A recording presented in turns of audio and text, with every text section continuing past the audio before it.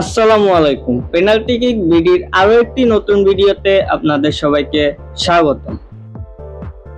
আগামী মাসে AFC Asian কাপের বাছাই পর্বে প্রথম লেগ খেলতে বাংলাদেশে আসছে হংকং।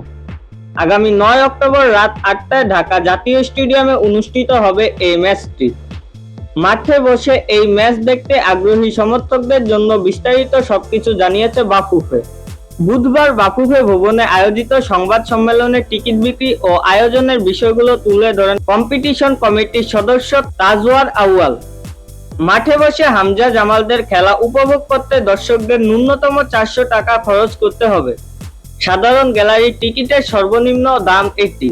অন্যান্য ক্যাটাগরি টিকিটের দাম শীঘ্রই প্রকাশ করবে বাফুফে। জুনে সিঙ্গাপুর ম্যাচের টিকিট নিয়ে নানা সমস্যার মুখে পড়তে হয়েছিল বাফুফে ও দর্শকদের। সার্ভার ক্র্যাশ, সাইবার আক্রমণ, ওয়েবসাইট ডাউন সব মিলিয়ে দর্শকদের বেশ ভোগান্তিতে পড়তে হয়েছিল। তাই এবার বাড়তি সতর্কতা অবলম্বন করছে বাফুফে।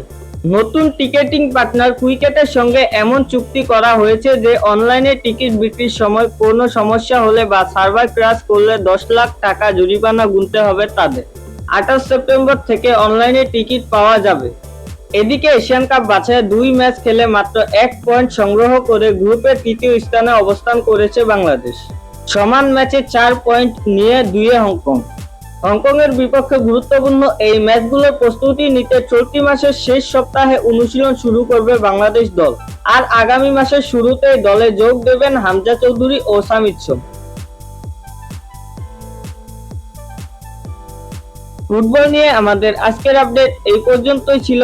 আমাদের চ্যানেল থেকে নিয়মিত ফুটবল সম্পর্কে আপডেট পেতে চ্যানেলটি সাবস্ক্রাইব করে রাখুন।